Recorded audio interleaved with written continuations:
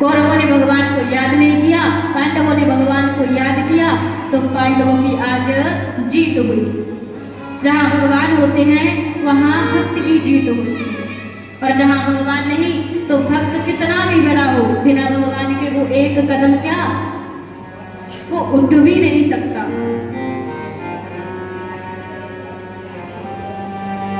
अश्वत्थामा से कहा दुर्योधन ने कि तुम बस मेरा एक काम कर दे, पांडवों के सिर मुझे ला कर दे। हम सभी ने बहुत यत्न किए थे, परंतु हम एक भी पांडव को मार नहीं पाए।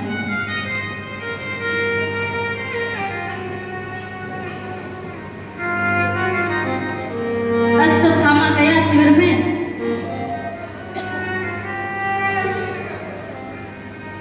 पांडवों के पुत्र वहां शिविर में सो रहे थे। अश्वत्थामा ने समझा कि ये पांडव है, पांडवों जैसे पांडवों के पुत्र लगते थे। अश्वत्थामा ने तलवार लिया, एक परात ली और पांचों पुत्रों के सिर काट दिए। उस परात में रख लिए, एक चादर से ढक के, और दुर्योधन की तरफ ला रहे थे तो सुबह होने लगी। अभी तक दुर्योधन के प्राण नहीं निकले। दुर्योधन ने अश्वत्थामा से कहा था कि मैं अपने प्राण तभी त्यागूंगा जब पांडवों के सिर देख लूंगा, कटे हुए सिर देख लूंगा।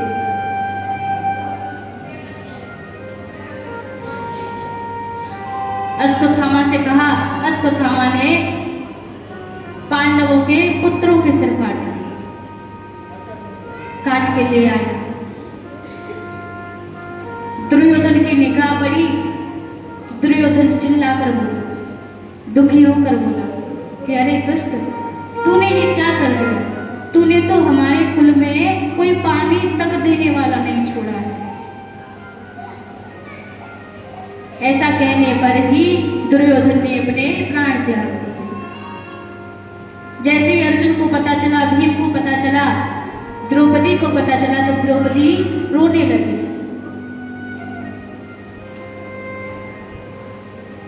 जब द्रौपदी रो रही थी तो अर्जुन ने कहा कि द्रौपदी तुम चिंता मत करो, मैं अश्वत्थामा को तुम्हारे सामने लाकर ही मार दूंगा। द्रौपदी के सामने अश्वत्थामा को पकड़कर लाई। उससे पहले अश्वत्थामा ने डर के कारण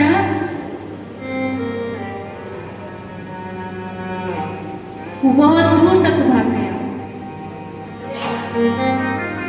जब पकड़ के लाए तो द्रौपदी ने कहा, मुच्यता मुच्यता पेश ब्राह्मणों नितराम गुरु। छोड़ दीजिए, छोड़ दीजिए, ब्राह्मण साक्षात गुरु है। हे अर्जुन, जिसकी कृपा से आपने अस्त्र शस्त्र और धनुर्वेद की विद्या प्राप्त की थी, यह उन्हीं गुरुदेव भगवान का पुत्र है, इसीलिए इसे छोड़ दो। मैं नहीं चाहती कि इस अश्वत्थामा की भी मां मेरी तरह हो। मेरी तो 5 संतान थी, इसकी तो एक संतान है, ये अश्वत्थामा, इसीलिए तुम इसको छोड़ दो। भगवान ने कहा इसको छोड़ना मत, मार देना। भीम को भी क्रोध आया, भीम ने ही कहा। तब अर्जुन ने अश्वत्थामा का आधा सिर मोड़ दिया और मणि निकाल ली और काला मुंह करके धक्का मार के निकाल दिया, भगा दिया।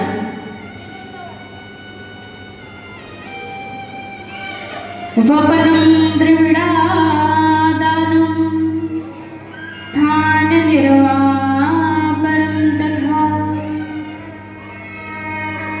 धन छीन लेना, स्थान से निकाल देना, ये बद से बड़े अपराध हैं एक ब्राह्मण के लिए। वध में इंसान की, मनुष्य की मृत्यु होती है, परंतु जहाँ इज्जत चली गई वहाँ मृत्यु से बड़ा अपराध हो। अश्वत्थामा चैन से नहीं बैठा, अश्वत्थामा को और क्रोध आ गया। उत्तरा के गर्भ में एक बालक पल रहा। अश्वत्थामा ने ब्रह्मास्त्र छोड़ दिया, लौटाना नहीं जानता था, परंतु ब्रह्मास्त्र छोड़ दिया। उत्तरा आई दौड़ी दौड़ी भगवान के पास, पाही पाही महायोगिन देव देव जगत्पते नान्यम तुदभयं पश्ये यत्र मृत्यु परस्परम। भगवान रथ पर बैठे थे। अरे पांडवों, अब तो तुम स्वच्छ हो ना, अब तो तुम सुरक्षित हो ना, अब मुझे द्वारका जाने दो। उधर उत्तरा आ रही थी दौड़ी दौड़ी, हे प्रभु, हे जगतपते, हे देव, हे महायोगी, मुझे कुछ भी हो जाए परंतु मेरे गर्भ को कुछ ना हो। भगवान ने सुना, भगवान ने उत्तरा के गर्भ में प्रवेश करके उस बालक की रक्षा की। अश्वत्थामा ने 6 ब्रह्मास्त्र छोड़े थे, एक उत्तरा पर और 5 पांडवों पर। पांडव भी उधर से भगवान की स्तुति गाने लगे, हे भगवान, हमें बचा लो, हमें बचा लो। ये 5 ब्रह्मास्त्र अश्वत्थामा ने छोड़े हैं, हमारी तरफ आ रहे हैं।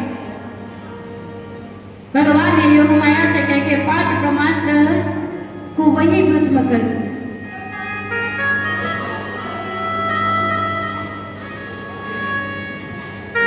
जब भगवान ने पांडवों की रक्षा की, उत्तरा के गर्भ की रक्षा की, भगवान हाथ जोड़ के बोले, अब तो मुझे आज्ञा दो, अब मुझे द्वारका जाना है।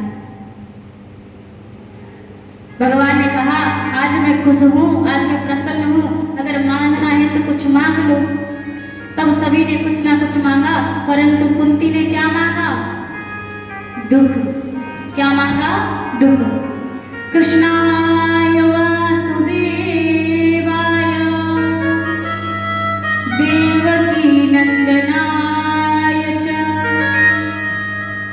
नंद गोप कुमाराय गोविंदाय नमो नमः।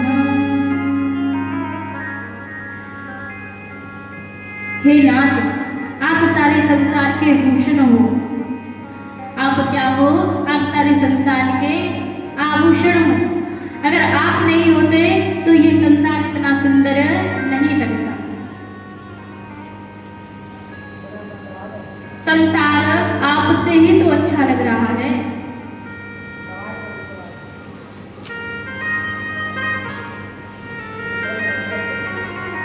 जब कुंती ने स्तुति की भगवान की, तो भगवान ने कहा, हाँ हुआ, बताइए आपको क्या चाहिए। भगवान ने कहा कि कुंती ने कहा कि मुझे तो दुख चाहिए, कि सुख में सुमिरन दुख में सुमिरन सब करे, सुख में करे न कोई, और जो सुख में सुमिरन करे तो दुख गाए हो।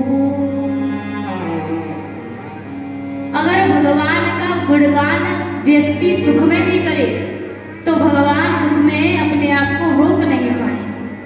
और यहाँ उल्टा है, जब दुख आता है तभी भगवान की स्तुति गाते कि भगवान आप ही हैं, एकमात्र आपका ही सहारा है, बाकी किसी का कोई सहारा नहीं। दुख में सुमिरन सब करते, सुख में कोई नहीं करता। मंदिर जाते हैं, रे भगवान, भगवान हमारे बेटे की शादी हो जाए, भगवान हमारा बेटा बड़ा अधिकारी बन जाए, हमारे यहाँ पुत्र हो जाए। भगवान ने कहा, तो तू मेरे लिए तो मंदिर आता ही नहीं है। जब तू कह रहा है कि मेरे यहाँ पे हर चीज की व्यवस्था हो जाए तो तू मेरे लिए मंदिर आता ही नहीं है। ये तो तू घर से भी बोल सकता है, मैं सुन लूंगा, मैं तेरे जैसा नहीं हूँ। भगवान ने कहा है, मैं आपके जैसा नहीं हूँ। भगवान को गणित नहीं आता। रही है क्या? बोल राधा रानी सरकार की। सीताराम सीताराम सीताराम जय सीताराम। सीताराम सीताराम सीताराम जय सीताराम। राधे श्याम राधे श्याम जय राधे श्याम। राधे श्याम राधे श्याम राधे श्याम जय राधे श्याम। सीताराम सीताराम सीताराम जय सीताराम। सीताराम सीताराम सीताराम जय सीताराम। राधे श्याम राधे श्याम राधे श्याम जय राधे श्याम। राधे श्याम राधे श्याम राधे श्याम जय राधे। जय हो।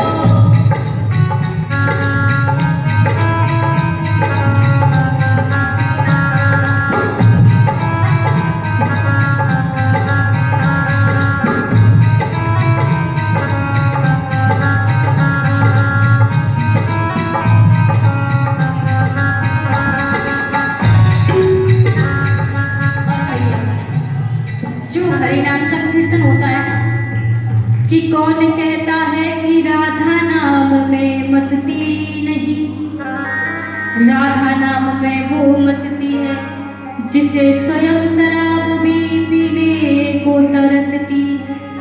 जो शराब होती है ना, वो भी राधा नाम की मस्ती पीने को तरसती है। ये सारा पागल खाना है, यहाँ पागल आते जाते हैं। अपनी अपनी कहने वाले या से पागल बन कर जाते हैं, या से पागल बन कर जाते हैं।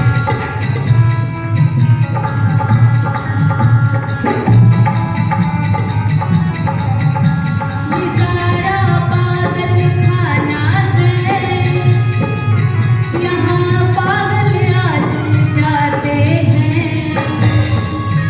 अपनी अपनी कहने वाले या से पागल बन कर जाते हैं, या से पागल बन।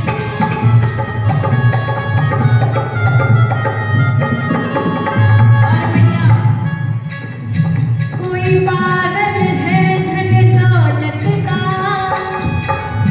कोई पागल बेटे नारी का। और सच्चा पागल वो ही है जो पागल बांधे बिहारी का, जो पागल बांधे बिहारी का, पागल बांधे बिहारी का। ओ भैया, जो प्रेम की बावरी होती है वो तो क्या कहती है? कोई मांगे कोई मांगे कोई मांगे पिया से मिला दे मुझे। कोई मांगे पिया से मिला दे मुझे। कोई मांगे पिया से मिला दे मुझे। वो कोई बातें पिया से मिला दे मुझे। जय हो।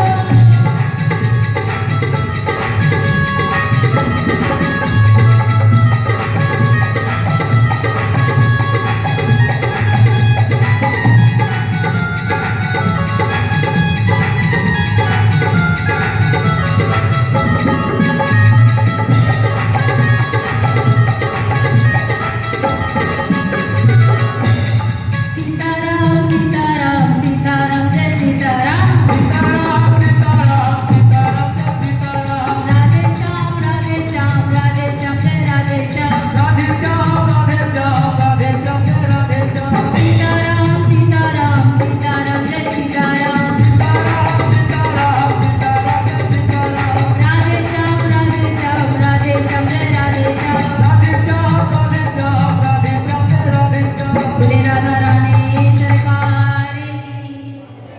नींद भाग गई? नहीं भागी तो और बता दो। बहुत ज्यादा नींद आती है मैया तुमन को। तो जहाँ नींद आए वहाँ सीताराम जी का नाम संकीर्तन करो, वहाँ से निद्रा भग जाती है। भगवान ने पांडवों पर कृपा की, पर ऐसी कृपा की कि पांडवों का स्वर्गारोहण हो गया। और महाराज जब स्वर्गारोहण हुआ तो उससे पहले उत्तरा के गर्भ से सुंदर से बालक का जन्म हुआ, नामकरण संस्कार हुआ, ब्राह्मणों को बुलाया, स्वस्ति वाचन कराया, बालक का नाम रखा परीक्षित। क्या रखा? परीक्षित। परीक्षित जी का जन्म हुआ। बोले परीक्षित जी महाराज की जय हो।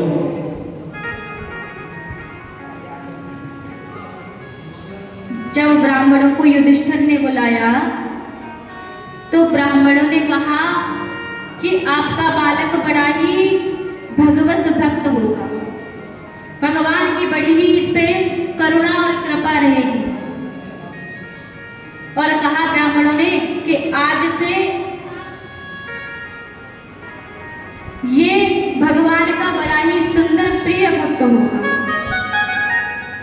समीक ऋषि का पुत्र श्रृंगी के शाप से कि आज से 7वें दिन तक्षक आएगा और इसको डस लेगा और भगवान की कृपा से इसकी मुक्ति हो जाए।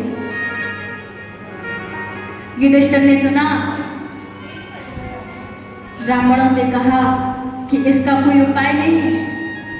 तब ब्राह्मणों ने कहा कि इसका उपाय सुखदेव है। कौन है? सुखदेव। सुखदेव आएंगे और अपनी कृपा से, भगवत कृपा से इनकी मृत्यु को सार्थक बनाएंगे। बोलो सीताराम। राजा परीक्षित बड़े हुए। जहां यदि संत भगवान कुछ बोल दे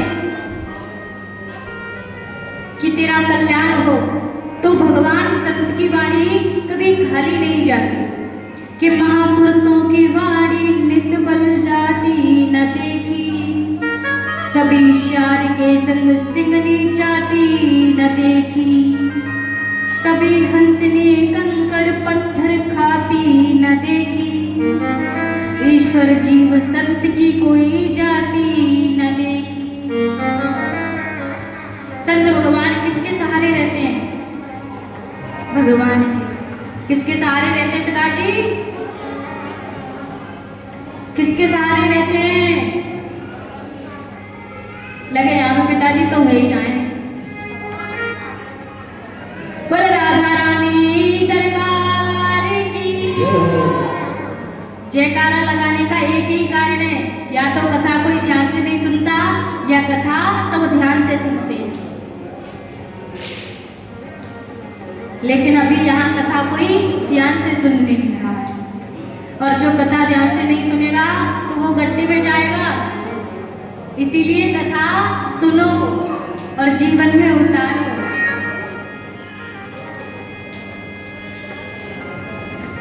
राजा परीक्षित एक बार शिकार करने गए, देखने गए कि हमारा राज्यपाट कैसा चल रहा है। वहां एक गाय रूपी पृथ्वी और बैल रूपी धर्म दोनों में वार्तालाप हो रहा था। पृथ्वी धर्म से कहने लगी कि धर्म बड़ा ही अनर्थ हो रहा है। धर्म ने कहा कि कलयुग है, अनर्थ तो होगा ही। पृथ्वी ने कहा कि जब इतना कलयुग का प्रभाव बरप रहा था तो राजा परीक्षित ने कलयुग को क्यों शरण दे दी? धर्म ने कहा कि महाराज की कोई गलती नहीं है, वो तो राजा है, और जो शरणागत होता है तो भगवान उसको भी शरण में ले लेते हैं।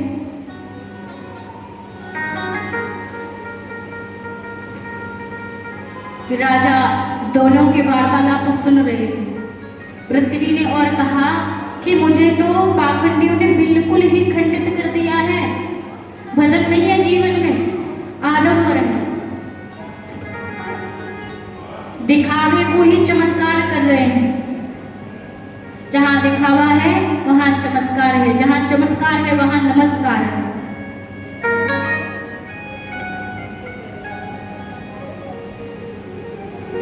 और कहा पृथ्वी ने कि मनुष्य आलसी हो गए हैं, क्रोध स्वभाव वाले हो गए हैं, थोड़ी थोड़ी बात पर क्रोध करने वाले हो गए हैं।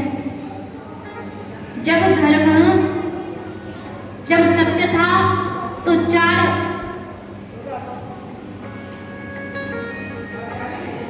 एक तो सत्य, एक दया, एक दान और एक धर्म। अब एक ही बचा है, एक ही चरण बचा है, वो है दया। पृथ्वी ने कहा कि समय जाते जाते भी दया भी दूर होती जा रही है, जहां थोड़ी बहुत दया थी वो भी जाती जा रही है। राजा ने दोनों के प्रसंग को सुना। वहां पर एक काला भुजंग आदमी आया, थोड़ी थोड़ी देर में पृथ्वी को ठोकर गाय को ठोकर मार रहा है और धर्म रूपी बैल को भी ठोकर मार रहा है। गाय माता रो रही है, बैल भी रो रहा है, दोनों करें क्या। अब जैसे ही वो काला भुजंग मारे, राजा परीक्षित को आया क्रोध और अपनी तलवार निकाली और कलयुग की गर्दन पर रख दी। कलयुग से कहा कि तुम मेरे राज्य में नहीं रह सकते। कलयुग ने कहा तो महाराज मैं जाऊं कहां, और मेरा कोई स्थान नहीं है, मैं तो यही रहूंगा। राजा ने कहा नहीं नहीं, तुम यहाँ नहीं रह सकते, तुम्हारा यहाँ कोई काम नहीं है। तपः शौचम दया सत्यमिति पादाः कृते कृता। तप, शौच, दया और सत्य, पृथ्वी पर कुछ नहीं बचा है। जहाँ तप था वहाँ कुछ नहीं है, जहाँ शौच था वहाँ भी कुछ नहीं है, और जहाँ दया थी दया भी समाप्त हो गई है, और जहाँ सत्य था तो सत्य तो अब बचा ही नहीं। कलयुग ने कहा कि महाराज मैं कहाँ जाऊं, क्योंकि कलयुग ने महाराज राजा परीक्षित की शरण ले ली कि शरणागत कहूजे तजहि निज अनहित तेन नर पावर पापमय तिनहि बिलोकत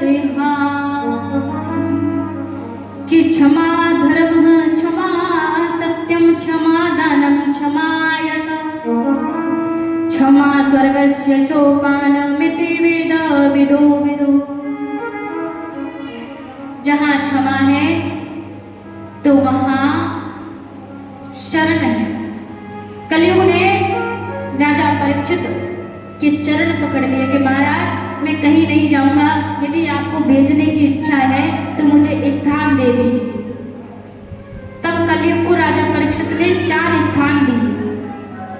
द्युतम पानम प्रिय शूना यत्रा धर्मश्चतुर्विध। सूत जी कहने लगे कि हे ऋषियों, कलयुग के आगे पर महाराज परीक्षित ने उसे 4 स्थान दिए। एक जुआ, जहां झूठ बोला जाता है। माता पिता सोचते हैं हमारा बच्चा पढ़ने गया है लेकिन बच्चा पत्ते खेल रहा है, तो झूठ बोल दिया। बच्चे ने कहा अभी मैं आ रहा हूं, अभी मैं मार्केट में हूं, बाजार में हूं, और खेल क्या रहा है, पत्ते। दूसरा दिया शराब, जहां हमें अभिमान होता है, शराब पी के इंसान अपने आप को भूल जाता है कि मैं क्या कह रहा हूं और किससे क्या कह रहा हूं। अपना मान भी भूल जाता है, सामने वाले का भी मान भूल जाता है, सम्मान करना है कि नहीं करना है। और तीसरा दिया स्त्री, परित्रिया पहनी छुरी कोई न लगी यो अंग, और रावण जैसे मिट गए परित्रिया के संग। जहाँ स्त्री होती है वहां रावण जैसे दैत्य की भी कुछ नहीं चलती। और 4 दिया हिंसा। हिंसा कहते हैं रजोगुण, जहां हिंसा आई वहां भगवान को तो भूल ही गए। लहसुन प्याज खाते हैं, किसी किसी का शौक बन गया है, परंतु उसे खाने से तमोगुणी बुद्धि हो जाती है। जहां हमें अच्छा सोचना चाहिए वहां हम अच्छा नहीं सोच पाते। सात्विक भोजन करो।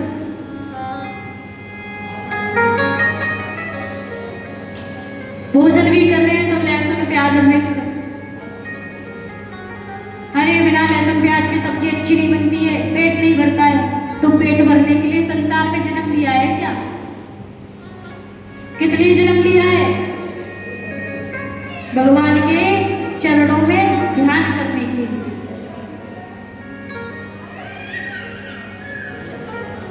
बोले प्रभु जी भगवान की। कलयुग को भगवान ने राजा परीक्षित ने 4 स्थान दिए। कलयुग ने कहा अरे महाराज 4 स्थान में क्या होगा, 1 स्थान और दे दीजिए। तब राजा ने पूछा कि हाँ भैया काय में स्थान चाहिए बताओ जल्दी। कलयुग ने कहा महाराज 1 स्वर्ण में स्थान दे दो। स्वर्ण मतलब सोना। राजा परीक्षित ने कहा ठीक है ले ले जैसे तेरी इच्छा। 5 स्थान हो गए, 1 जुआ, 2 शराब, 3 स्त्री, 4 हिंसा और 5 सोने। राजा परीक्षित ने कलयुग को 5 स्थान दिए और 5 स्थान देकर अपने महल को लौट गए। अब एक दिन दोबारा शिकार करने गए। जब शिकार करने गए तो उन्हें प्यास लगी। समीक ऋषि की कुटिया लगी थी, बैठे थे भजन में मगन। राजा परीक्षित गए, सोचा जल दे देंगे। जल के लिए बोला हमें जल दे दो, हमें प्यास लगी है। लेकिन समीक ऋषि ध्यान में मगन है, कुछ भी सुध बुध नहीं है, ना तो पानी है ना भोजन है, कुछ नहीं है। राजा को लगा कि ये ढोंग कर रहा है। वहां जमीन पर एक मरा एक सर्प पड़ा था। तलवार की नोक पे उठाया और समीक ऋषि के गले में डाल दिया। बोलो सीताराम। ये सारा दृश्य श्रृंगी ऋषि के मित्र ने देख लिया। मित्र ने जाकर अपने मित्र को श्रृंगी को बता दिया। श्रृंगी को क्रोध आया, हाथ में अंजलि में जल लेकर और साप दे दिया, कौश की नदी का जल, कि राजा ने अपराध किया है। राजा ने मेरे पिता के गले में मरे हुए सर्प को डाला है, इसीलिए मैं इसे साप देता हूं कि आज से 7वें दिन तक्षक आएगा और तक्षक इसे डस लेगा, इसकी मुक्ति हो जाएगी, इसकी मृत्यु हो जाएगी। श्रृंगी गया घर में, कुटिया में गया, श्रृंगी रो रहा है। समीक ऋषि को देखा, समीक ऋषि के गले में से सर्प निकाला। जैसे समीक ऋषि का ध्यान भंग हुआ, समीक ऋषि ने पूछा पुत्र क्या हुआ? श्रृंगी ने सब कुछ बता दिया कि राजा ने अपराध किया है, जहां उसे उल्लंघन नहीं करना चाहिए था उसने उल्लंघन कर दिया है।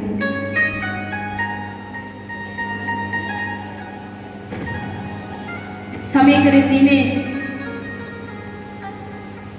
ये प्रसंग, जो अपराध, ये जो साप लगा था, राजा परीक्षित को बताने के लिए अपना एक दूत भेज दिया, ब्राह्मण भेज दिया कि तुम राजा परीक्षित को बता देना कि आज से 7वें दिन तक्षक आएगा और तुम्हारी मृत्यु हो जाएगी। यहाँ राजा महल में पहुंचा, महल में जाके अपना ताज निकाला सिर से, सब दृश्य याद आ गया कि मैंने आज समीक ऋषि के साथ क्या किया।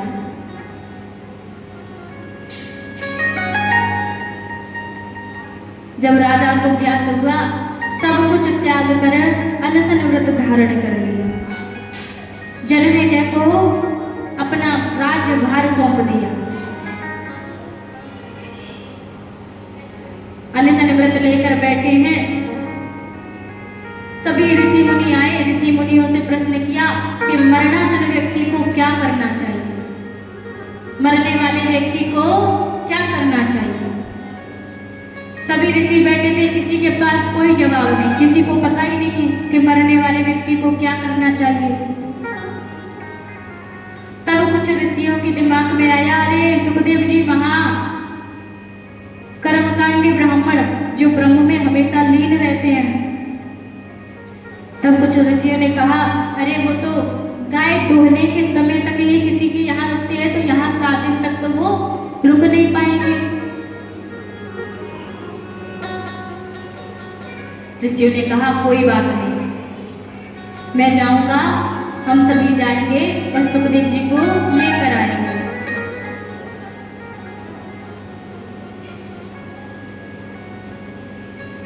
कुछ ऋषि मुनि गए,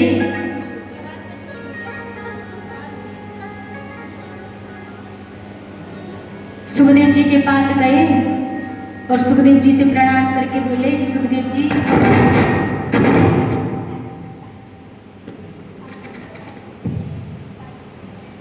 सुखदेव जी आप राजा परीक्षित की मुक्ति करवा दीजिए, आपके इंतजार में राजा परीक्षित बैठे हैं।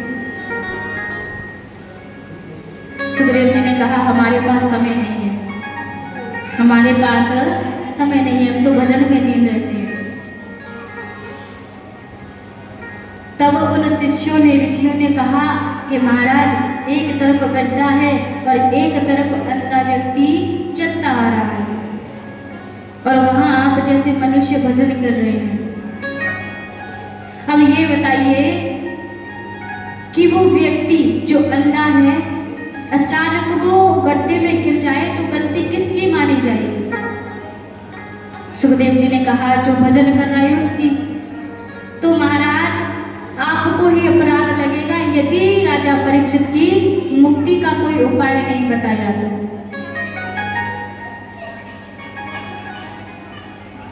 सुखदेव जी मान गए। सुखदेव जी चलते राजा परीक्षित के यहाँ पहुंचे। राजा परीक्षित के मन में आया, ये छोटा सा बालक मेरा क्या उद्धार करेगा? 16 वर्ष का बालक है, दिगंबर रूप है इसका।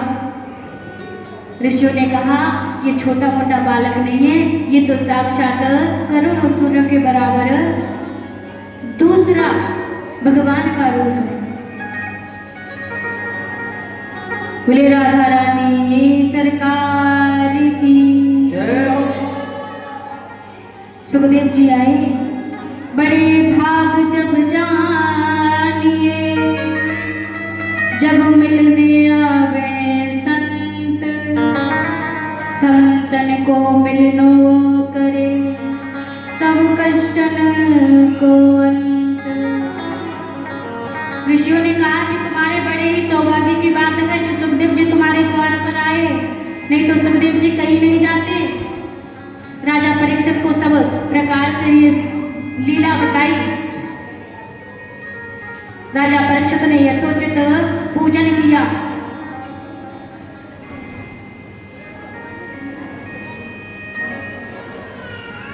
जब पूजन किया,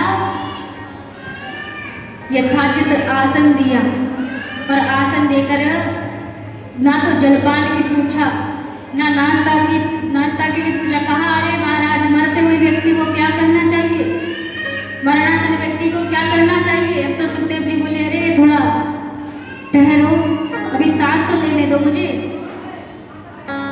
मुझे बैठ तो जाने दो। सुखदेव जी ने कहा कि राजा परीक्षित, तुम्हें चिंता करने की कोई भी आवश्यकता नहीं है, मैं हूं, मुझे भगवान ने भेजा है तुम्हारे लिए।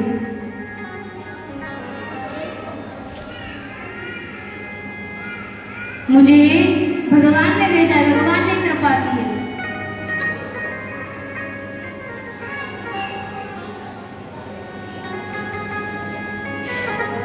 और तुम कह रहे हो ना कि मरने वाले व्यक्ति को क्या करना चाहिए, तो मरणासन व्यक्ति को एकमात्र नाम संकीर्तन करना चाहिए। क्या करना चाहिए? नाम संकीर्तन। बोलो सीताराम।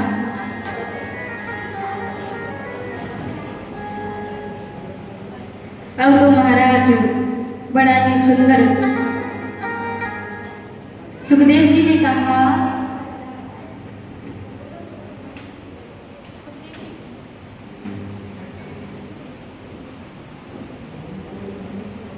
मैया नाम संकीर्तन कर लो जब तक ये सेट हो रहा है। सीताराम सीताराम सीताराम जय सीताराम।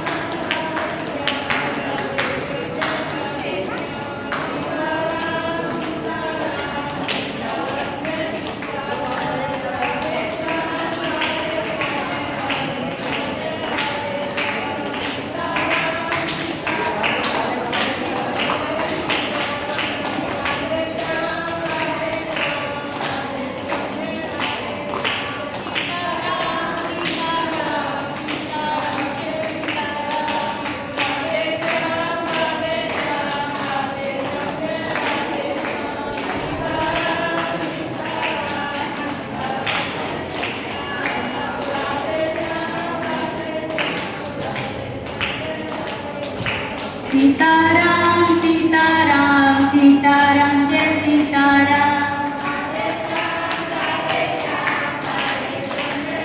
बोले राजा रामचंद्र भगवान की।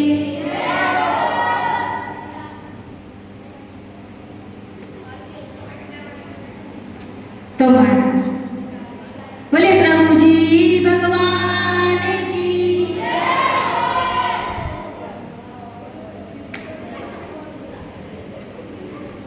सुखदेव जी ने कहा कि कलयुग केवल नाम आधारा सुमिर सुमिर नर उतर ही पारा। केवल एकमात्र नाम संकीर्तन करने से राजा परीक्षित तुम्हारे सारे कार्य मनोरथ हो जाएंगे, तुम्हारी मृत्यु भी सार्थक हो जाएगी। जिताशनो जिता श्वासो जिता संगो जितेन्द्रिया स्थूले भगवतो रूपे मनः संधारयेद्या। सबसे पहले जितासनो, आसन को जीतो। भैया सीताराम।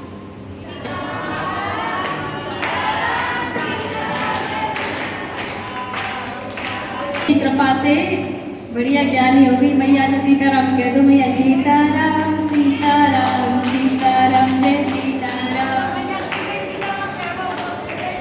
बोले राधा रानी सरकार की। बोले प्रभु जी भगवान की। देखो ऐसा होना चाहिए, जितना भी पीछे बैठेंगे उतना जोर से आवाज आएगी।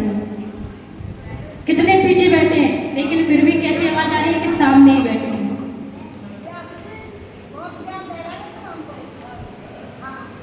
सब प्रभु जी की कृपा है।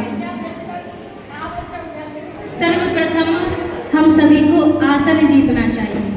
आसन को ऐसा पक्का करो कि भगवान ने कहा कि बच्चा आज तुम्हें छोड़ने की इच्छा नहीं है, आज तो तुम्हें पूरे 12 घंटे यहीं बैठना है, तो 12 घंटे हम पालती मार के अच्छे से बैठ जाए। सबसे पहले आसन को जीतना है। जितासनो जित श्वासो। उसके बाद श्वास को जीतना है। जितना छोड़ेंगे उतना लेते भी हैं। तो हर श्वास को छोड़ो तो राम नाम लेकर, और हर श्वास लो तो राम नाम लेकर। जिता संगो, संग हमारा कैसा होना चाहिए कि हम भी भगवान के भक्त बने। सन्यासियों के साथ में रहेंगे, सन्यासी जैसी बुद्धि बन जाएगी। घर गृहस्थी में रहेंगे तो घर गृहस्थी जैसी बुद्धि बन जाएगी। पुजारियों के साथ में रहेंगे तो पुजारी जैसी बुद्धि बन जाएगी, जिनके साथ रहेंगे उन्हीं जैसी हमारी बुद्धि बन जाती है। इसीलिए हमारा साथ अच्छा होना चाहिए। जितासनो जित श्वासो जित संगो जितेंद्रिय। जहाँ संग होता है तो हमारे मन की इंद्रियां हम कंट्रोल कर सकते हैं, उन्हें वश में कर सकते हैं। हमारे मन की इंद्रियां कहीं नहीं जानी चाहिए। इंद्रियां जैसे ही भटके, सीताराम सीताराम सीताराम जय सीताराम, जैसे इंद्रियां भटके सीताराम का संकीर्तन करना चाहिए।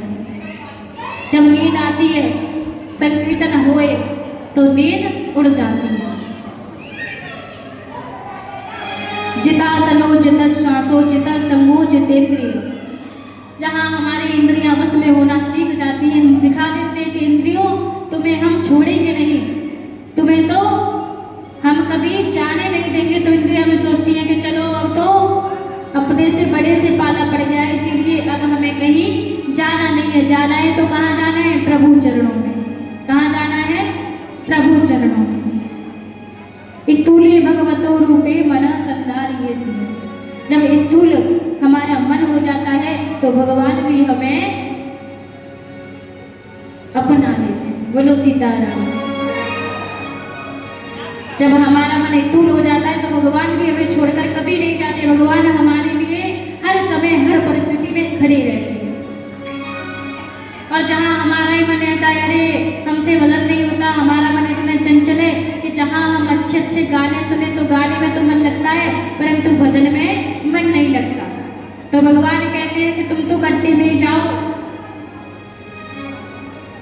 तुम्हें तो बड़ी बड़ी खाइयों से नीचे गिराना चाहिए, तभी तुम्हारा जीवन, तभी तुम्हारी मृत्यु सफल होगी।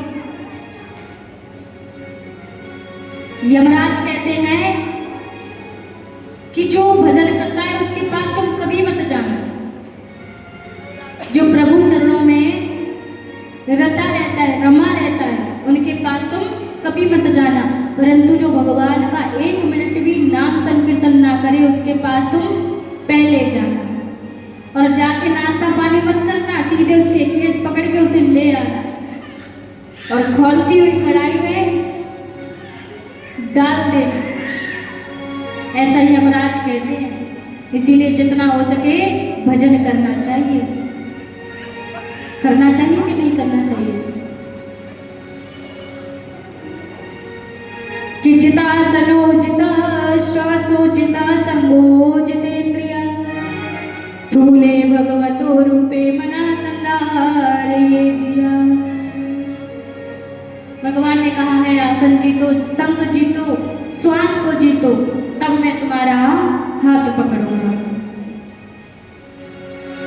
पद पाताल शीस अज धामा परलोक अंग अंग विश्रामा। मन को वश में करने का एकमात्र उपाय भगवान को याद करो। भगवान का विराट रूप है, भगवान के विराट रूप का दर्शन करो। मंदिर तो जाते हैं, भगवान की मूर्ति को सबने देखा है, परंतु वहाँ वो मूर्ति नहीं है, वो तो साक्षात हमारे हरि है। हमें भगवान का दर्शन करना है, भगवान का ध्यान करना है। हरि व्यापक सर्वत्र समाना प्रेमते प्रगट होई में जाना। प्रेम से भगवान प्रकट हो जाते हैं। जहाँ प्रेम है वहाँ भगवान भी हमारे साथ खड़े होते हैं, जहाँ प्रेम नहीं है वहाँ भगवान हमारे साथ खड़े नहीं होते हैं। कि जिन हरि कथा सुनी नहीं काना श्रवण रंध्र अहि भवन समान। जिन्होंने भगवान की कथा कभी नहीं सुनी, सुखदेव जी कह रहे थे राजा परीक्षित से कि परीक्षित तुम्हारे अहोभाग्य जो तुम कथा श्रवण कर रहे हो, भगवान ने तुम पर अलौकिक, तुम पे बड़ी ही कृपा की है जिससे तुम्हें भगवान की ये कथा मिली है, नहीं तो ये कथा किसी को प्राप्त नहीं होती। और कलयुग तो इतना अच्छा युग है जहाँ कलयुग केवल नाम आधारा सुमेरे सुमेर नर उतर ही पारा। यहाँ तो केवल नाम संकीर्तन मात्र से भगवान प्राप्त हो जाते हैं। कि जो नहीं करई राम गुण दादुर जीव समान। जो भगवान का भजन नहीं करता वो तो जीव के समान होता है। जीव कौन है? पशु पक्षी।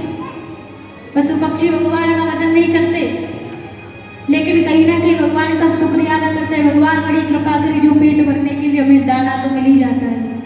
यहाँ तो गेहूं चावल आटा कुछ भी मिल जाए, किससे मिला रहे? हम नहीं कमाएंगे तो कहाँ से? कौन? भगवान थोड़ी आ जाएगा देने।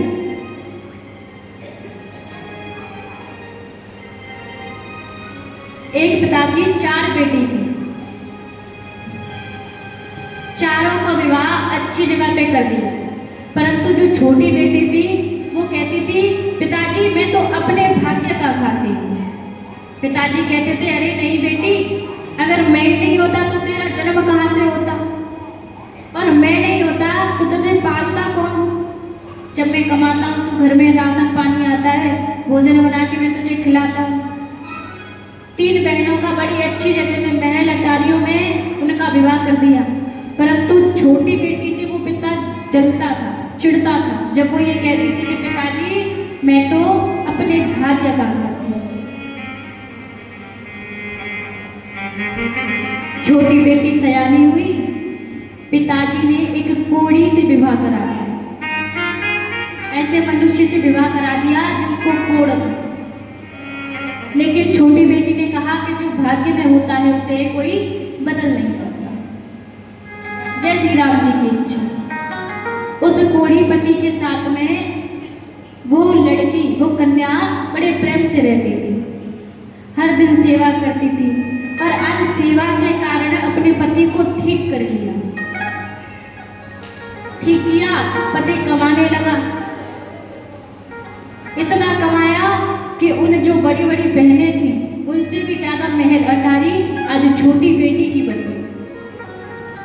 और ये 3 बेटियां जो कहती थी कि पिताजी आप नहीं होते तो हमारा जीवन कैसे चलता, हम तो आपके भरोसे हैं, वो तीनों बेटियां आज कंगाल हो गई।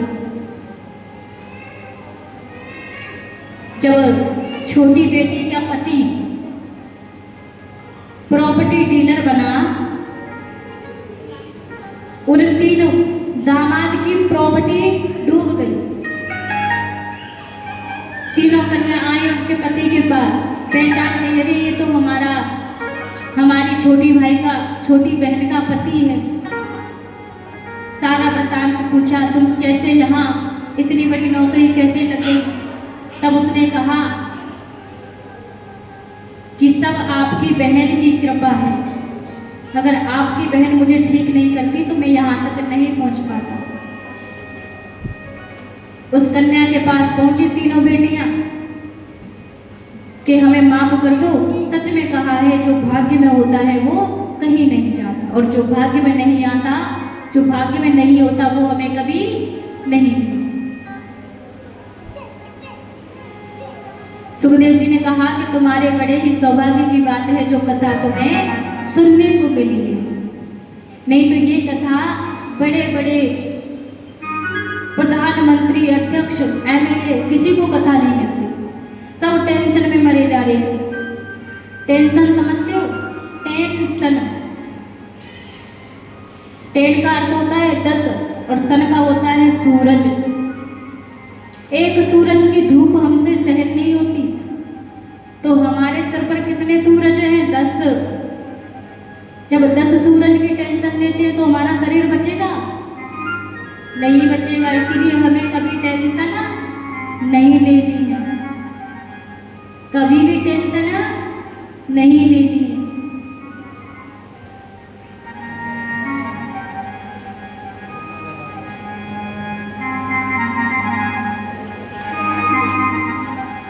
बोलिए राधा रानी सरकार की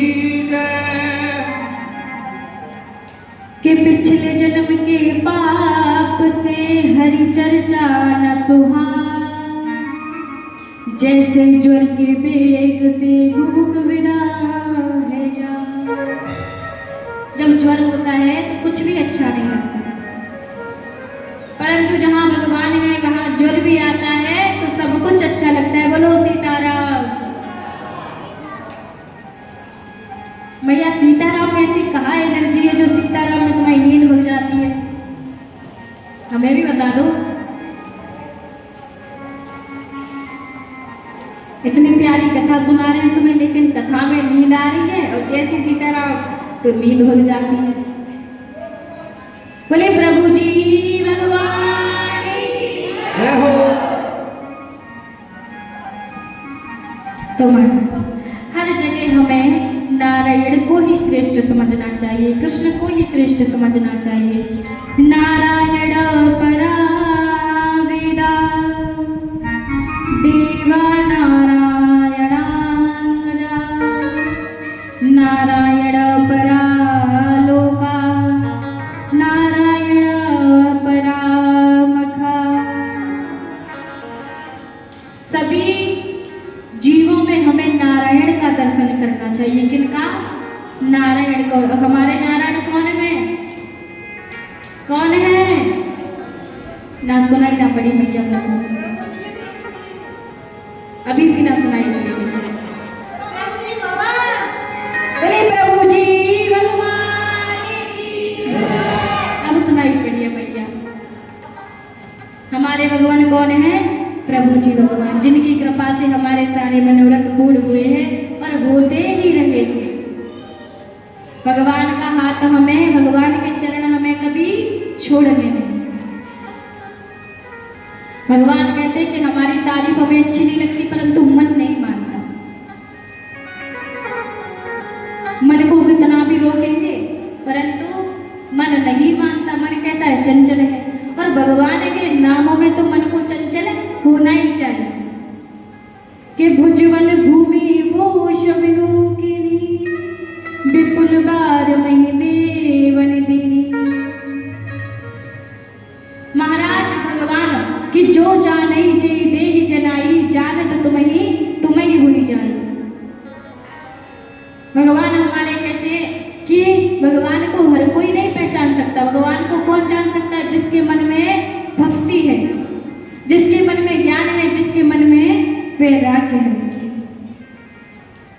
क्यों मैया? सही बात है। महापुराण में 10 लक्षण बताए। सर्ग विसर्ग स्थान पोषण ऊति ही मनवंतर अनुकथा निरोध मुक्ति आश्रय।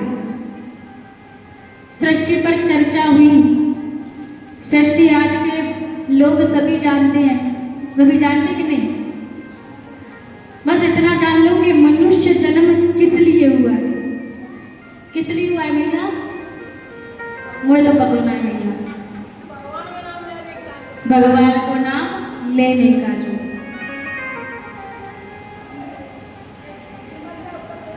पांच तत्व 10 इंद्रियां हैं सर्वत्र समान, देह सदा चल रूप है वो ही चेतन जान। 5 तत्व का हमारा शरीर है, हमारी इंद्रियां हैं। और जब आत्मा हमारे शरीर से निकल जाती है तो हमारा शरीर जड़ बन जाता है। फिर शरीर में कोई आग लगाए चाहे डंडे मारे तो हमें कोई अनुभूति नहीं होती। तब भी हमें भगवान पर भरोसा नहीं है, तब भी हम भगवान को नहीं पहचानते कि भगवान का अंश हमारे अंदर है। जब भगवान का अंश हमारे अंदर से निकल जाता है तो हम जड़ हो जाते हैं। कि मन पंछी जब लगे उड़े विषय वासना माही, ज्ञानवाज की झपट में जब लगे आया नहीं। मन का काम है दौड़ना और मन को हमें दौड़ने से रोकना है तो हरि नाम संकीर्तन से। जहाँ हरि नाम संकीर्तन है वहाँ हमारे सारे कार्य पूर्ण होते हैं। ओ कृष्ण गोविंद गोपाल गाते चलो, कृष्ण गोविंद गोपाल गाते चलो।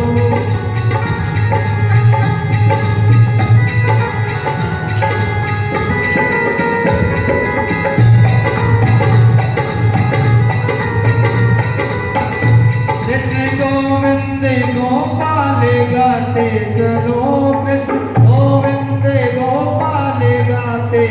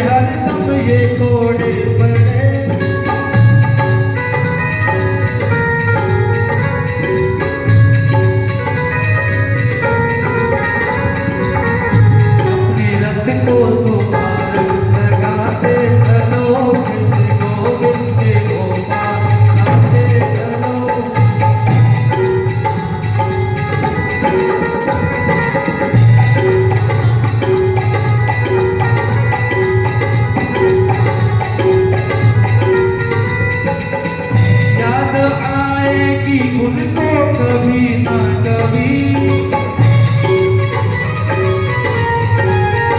याद आएगी उनको कभी ना कभी, याद दर्शन तो देंगे कभी ना कभी।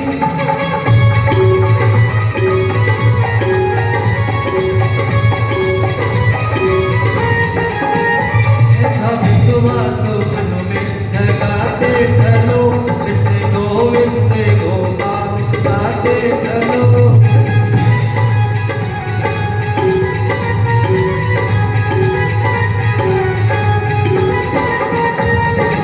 गोविंद गोपाल गाते चलो, मन को बेसियों से हरदम रचाते चलो, कृष्ण गोविंद गोपाल गाते चलो।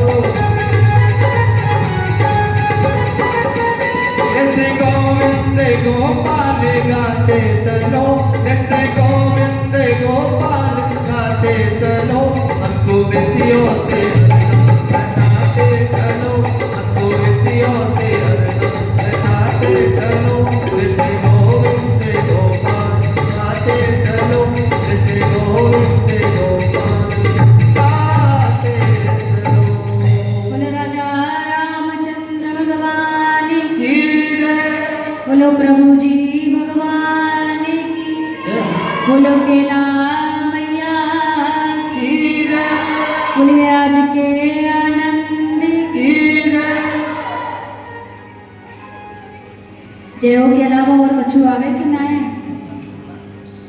कि हम पे ना आवे, हमें तो भगवान के चरण प्यारे हैं, हम पे तो यही आवे। और महाराज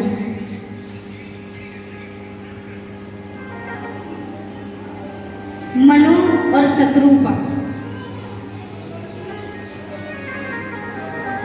राजा मनु और रानी शत्रुपा, इन दोनों ने सर्वप्रथम सृष्टि में जो मैथुन, इन्होंने मैथुन सृष्टि की रचना की। और जब से हर मनुष्य, हर पति पत्नी अपने जीवन को प्रेम से निर्वाह कर रहे हैं।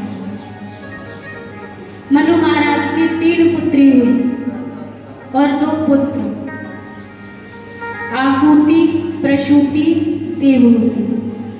कौन कौन भैया? आकुति, प्रसूति और देवहूति।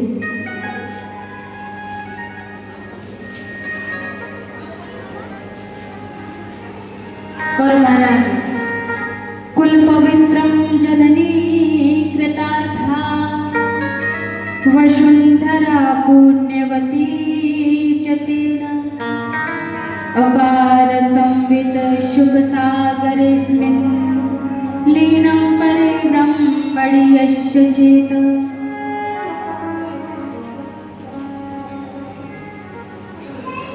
आकुति, प्रसूति और देवहूति, कितनी कन्याएं? 3। कल की कथा किसी को याद है? बोले कल तो हम आए नहीं, तो कथा कौन याद होगी? पहली कथा किसी को याद है जो आज से पहले हो चुकी है? किसी को याद है? वहां में तो 7 दिन तक तुमने हाजिरी लगाई थी, बताओ याद है कि ना है? कछु तो याद होगो, कछु भी याद ना है?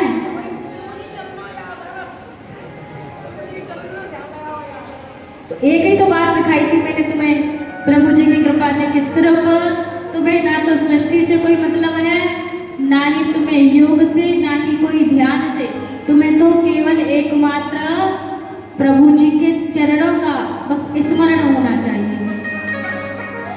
बाकी ना तो सृष्टि पढ़कर हम कुछ कर पाएंगे। देखो रही बात विद्वान बनने की, तो संसार में कितने बड़े बड़े विद्वान हैं, लेकिन गिनती किसी में नहीं आती। उनकी गिनती कहाँ आती है? बड़े बड़े घमंडियों में, जहाँ थोड़ा बहुत ज्ञान हुआ विद्वान बन गए। तो ऐसा नहीं। विद्वान कौन है? गोपियां।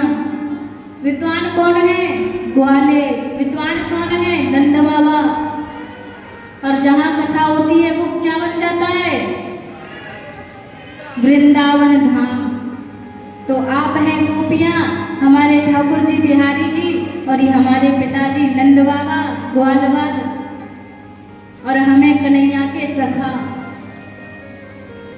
कन्हैया के सखाओं ने कहा कि कन्हैया देख, हमें विद्वानंद से कोई मतलब ना है, चाहे सृष्टि की रचना कर दे 1000 प्रकार से, चाहे श्लोक पढ़ दे, हमें तो तेरी लीला से ही आनंद आवे।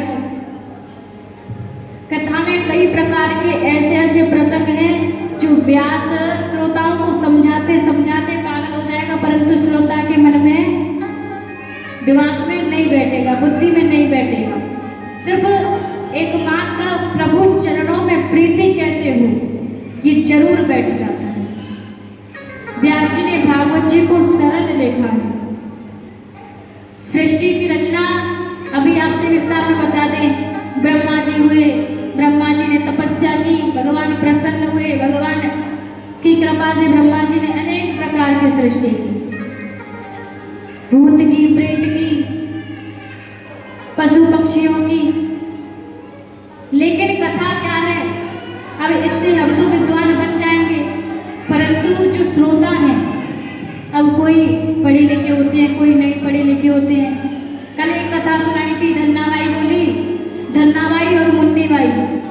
धन्नाबाई ने कहा, ओ भैया ध्यान से सुनो। धन्नाबाई ने कहा मुन्नीबाई से कि तुझे पता है सेठ जी कोमा में चले गए। मुन्नीबाई ने कहा कि वो तो पैसे वाले कहीं भी जा सकते हैं, वो तो पैसे वाले कहीं भी जा सकते हैं, तो ऐसा हाल नहीं करना है हमें। इतनी भोरी मैया, अब भोरी मैया के बीच में हम श्लोक की झाड़ियां लगा दें, श्लोक के ऊपर श्लोक, श्लोक के ऊपर श्लोक, तो कहाँ समझ में आ जाएगी? नहीं आएगी। जैसा माहौल वैसी कथा, विद्वानों के बीच में विद्वान जैसी कथा।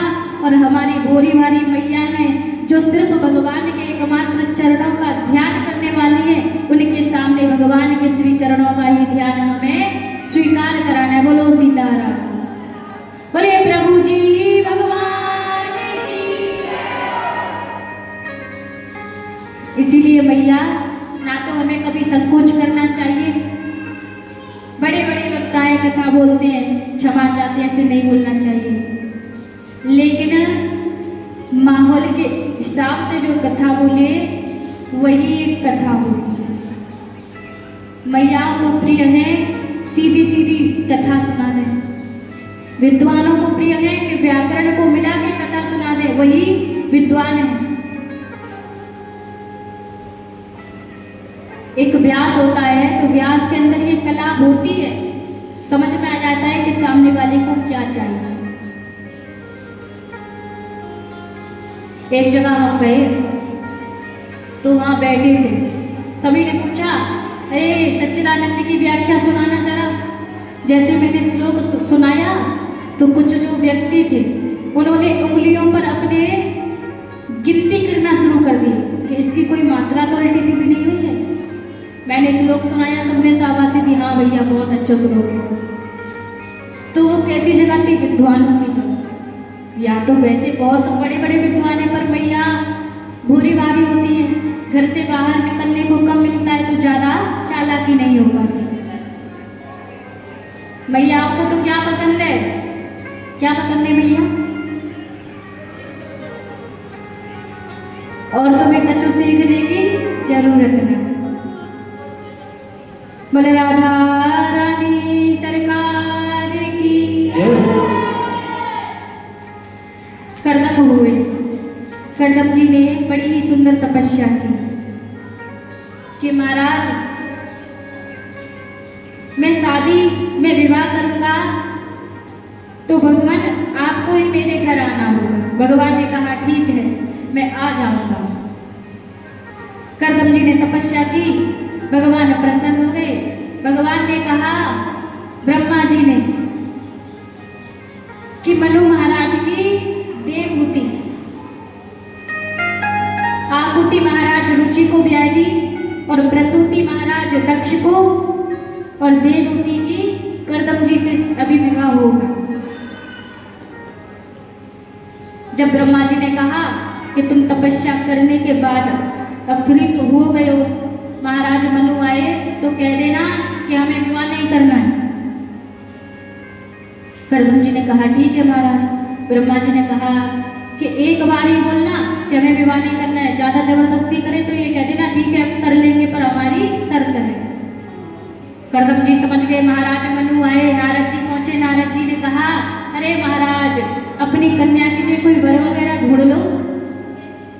रथ लेके पहुंचे मनु महाराज करदम जी के यहाँ,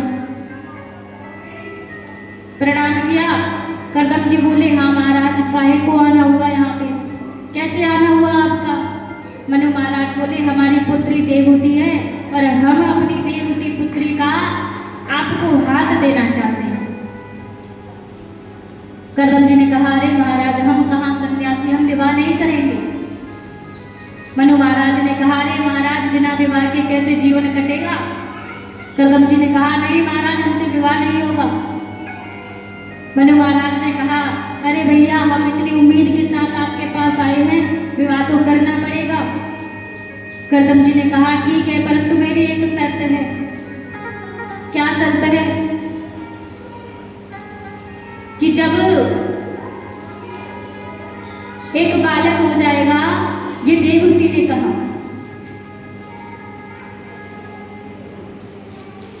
कि करदम जी